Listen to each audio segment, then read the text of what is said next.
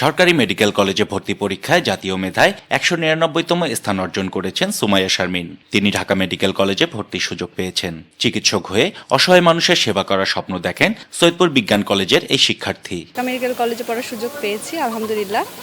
অনেক পেশাই তো আছে, কিন্তু আমার কাছে মনে হয় যে সবচেয়ে শান্তির পেশা সেটা হচ্ছে চিকিৎসা। এবছর কলেজটি থেকে শারমিন সহ ৫৩ জন শিক্ষার্থী সরকারি মেডিকেল কলেজে ভর্তির সুযোগ পেয়েছেন।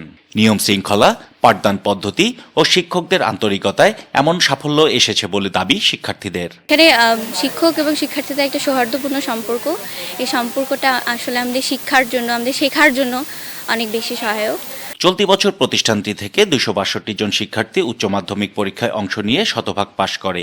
এর মধ্যে জিপিএ 5 পেয়েছে ২৫৫ জন।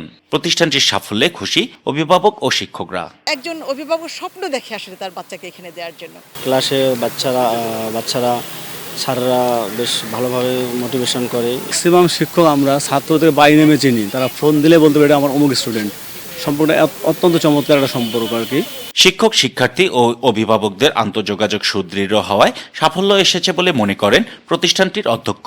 যারা টপ ভালো করছে তারা এই শাখা, যারা মাঝারি করতেছে বি শাখায়, বি সেকশনে, এবং এটা হওয়ার কারণে এটা নিজেদের মধ্যে একটা কম্পিটিশনের অ্যাটিটিউড মুড তৈরি হয়ে গেছে। একটা পরীক্ষায় খারাপ করছে, একটু পিছনের দিকে চলে গেছে, পরে পরীক্ষা ভালো করে তারা এ সেকশনে আসার কিন্তু চেষ্টা করতেছে।